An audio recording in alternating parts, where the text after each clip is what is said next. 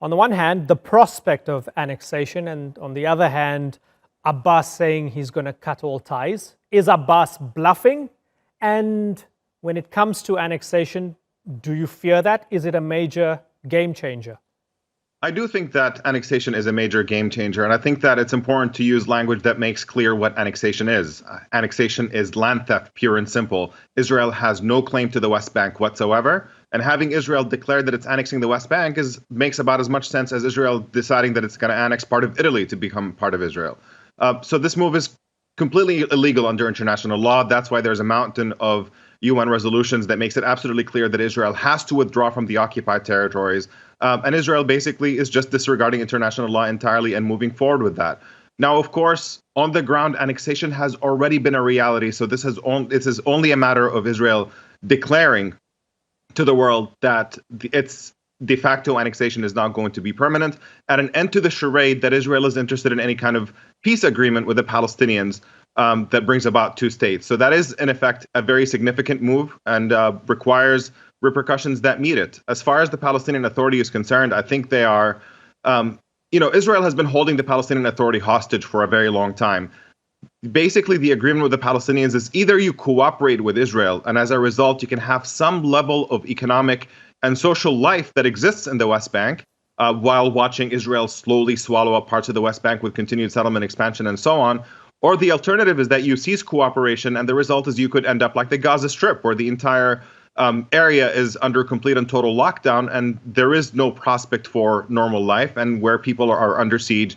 And we see in Gaza there's a humanitarian crisis that has been ongoing for many years now, and that is the prospect that the Palestinians see if this lack of cooperation becomes a reality, because so much of the basics of normal life in the West Bank depend on cooperation with Israel. Israel does not allow Palestinians to move from one part of the West Bank to another without going through its own checkpoints, does not allow Palestinian police to move from one part of the West Bank to another without coordination with Israeli authorities, no access to Jerusalem, and the list goes on and on. Right. So this will have significant repercussions on Palestinians. So Eli Khazan, let me ask you the same question, but back to front here. Let me ask you, first of all, when Abbas says he's seizing cooperation, security, intelligence, and so on with Israel, do you fear that? Do you consider that a game changer? And tell me why you see annexation not as land theft, but as legal. First of all, how many lies the gentleman in the other side already said, in more than 1 minute. Of course, we have a claim. We are Israelis, we are Jews. Judea and Samaria is part of the Israeli state. I want to remind you that according to the Balfour Declaration, according to the League of Nations, it is part of the future state of Israel. You can say no, no, no, but that's the truth. Now, regarding your question, of course, we are concerned. Is it a game changer? We don't know, because the dynamic or the events in the Middle East is very dynamic. I believe personally that if the Palestinian Authority will stop to cooperate with Israel, it would be their loss. It is very simple. Now, we will not limit anyone if someone will not deal with terror. For instance, the gentleman said that Palestinians don't have access to Jerusalem at all. It is not true. For instance, in the coming Friday... That's not what I said. At least try to get what I said accurately. I said they can't have access to Jerusalem without Israeli approval. Israel is in control of the area. That is the point that I'm making. Because this is part of Israel. This is part of Israel. If there is no terror, every Friday you can come to Al-Aqsa and to see a lot of Palestinians. Eli, I want to ask you something. I want to get some clarity over something here, right? Because as far as we understand, the plan on July the 1st is to annex the land that encompasses the settlements only. But a lot of people in Israel, according to polls, there was a Haaretz poll last year, which was fascinating. I'll go into that in a bit more detail later on. A lot of people see it as a first step towards annexing, or the annexation of Area C, which is the land then that sort of goes from beyond the settlements right to the very doorstep of where the Palestinians live. And then there are others who also want the annexation to go and encompass the whole of the West Bank. Do you want the annexation to encompass the whole of the West Bank? No, not at all. We are very clear about it, and thank you for giving me the opportunity. We say one thing. We want to apply the Israeli law on the Israeli citizens who live in Judea and Samaria. Right now, we have the Palestinian Authority who control the majority of the lives of the Palestinian citizens. We are not going into annexing all the West Bank. By the way, I'm against it. It means that we are speaking about the end of Israel as a democratic and Jewish state.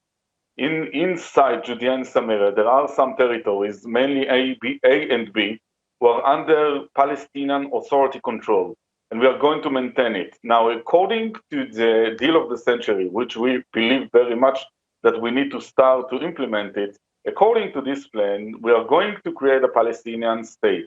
Now, pay attention, it is amazing to see it. From 1937, every time we had a possibility to create a Palestinian state, the Palestinians said no.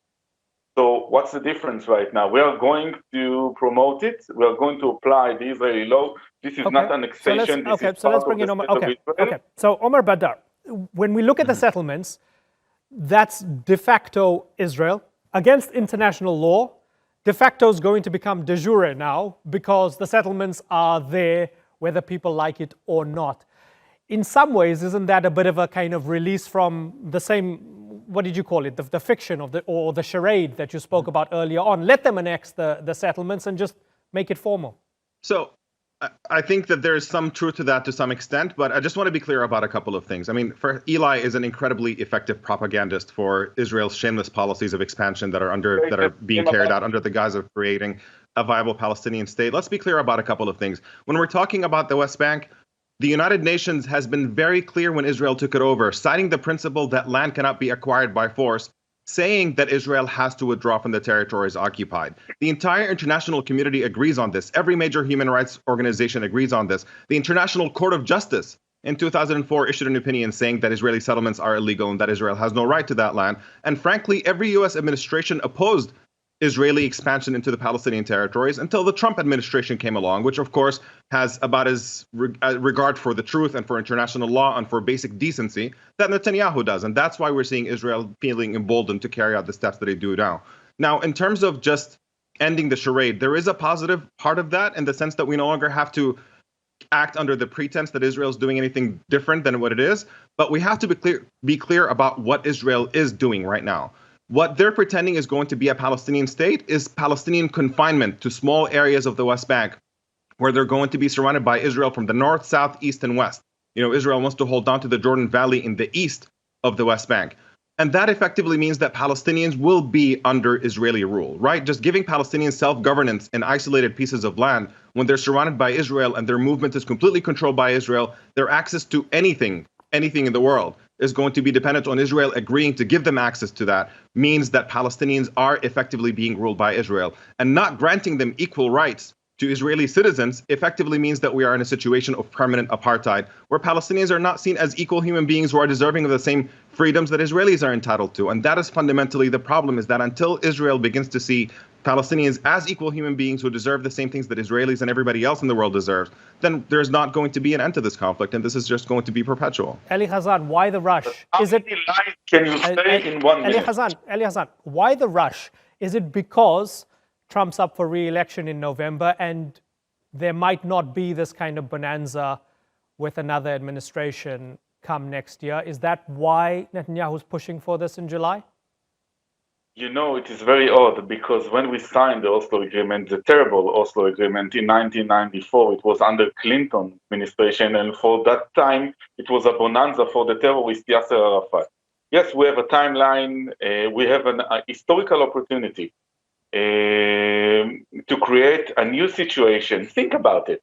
How many people died in the last 100 years in the Middle East? And this is a good situation, a very realistic one. The deal of the century is a very realistic plan that enables us to start to create a sense of a coexistence between Israelis and Palestinians. Now, you cannot ignore the fact that every plan that was offered in the past led into a terrible disaster with a lot of people dead, a lot of conflict. Now, this is the first time in history that we have a good opportunity to start something which is very... If I may, if this is about coexistence and if this is about moving towards peace, the biggest victims of the settlements are Palestinians in the West Bank. The roads are diverted, in favor of the settlers. The water is diverted in favor of the settlers. The army is there in favor of the settlers. Wouldn't it be just and fair to ask the Palestinians of the West Bank their opinion on this? Ask them if they're okay with the settlements going to Israel. First of all, it is not completely accurate what you said, but let's assume I agree. Tell me what's inaccurate. inaccurate. I tell you what's inaccurate. First of all, when you speak about the water resources, you know, it is interesting, but I haven't seen anyone in the Palestinian side that is thirsty. Moreover, Israel is giving more water than the Palestinian side needs. But let's assume that I agree with you. Let's assume that Israel making a lot of troubles in the West Bank. Have you ever asked yourself why we are in this current situation? Why we need to deal with it right now? Moreover, what the deal of the century is doing is trying to demilitarize the future Palestinian state. And think about it. What was the barrier in order to create the two-state solution? In fact, de facto, what was the barrier since 1937? That the Jews said yes, the Arabs said no, the Arab Palestinians, they raised the weapon against the Israelis. We needed to defend ourselves. And right now, that is the current situation. To the Palestinians, that's a rewriting the of history. barrier was Israel building settlements on their land, right? Check history. Sorry? I mean, to the Palestinians, the barrier was Israel building settlements on their land. Anyway, let me go to Omar Badar. Omar, your response. A couple of things. Look, if you want to go back to the 30s and 40s, there's no question that Palestinian opposition to the creation of a Jewish state stemmed from the fact that Palestinians were going to be driven off of their land to create a Jewish state. And that is effectively what happened. That is precisely what happened in 1948 by design, a campaign of ethnic cleansing that drove out over 700,000 Palestinians from their land in order to allow for a Jewish state to be created. But if we're going to talk about a two-state solution, then let's be clear about the fact that the moment this became viable, the big Palestinian compromise came in 1988, when Palestinians recognized Israel under the understanding that Israel was going to withdraw from the occupied territories, which are mere 22% of the land, to allow a small Palestinian state to exist next to Israel. That was the great Palestinian compromise, and Israel responded by building more and more settlements throughout the Palestinian territories. In effect, they're the ones who said no to this two-state solution, and that's why we're in the situation we're in today, is that every offer ever made, including in 2000, during Camp David II, this was supposed to be the great Israeli generous offer to Palestinians for statehood. Israel's foreign minister at the time, Shlomo Ben Ami, said had he been Palestinian, he would not have accepted that offer because it obviously fell short of granting Palestinians a full viability and access to the outside world and complete control of their own lives. That's been repeatedly the problem. Right. And again, until Israel sees Palestinians as deserving of the same kind of freedom that Israelis deserve, then we're not going to see an end to this. Okay, Eli's vision of a two-state solution is one where Palestinians are subjugated under Israel, and that's just not going to work. Listen, okay, very briefly, Ali Khazan, very briefly, please.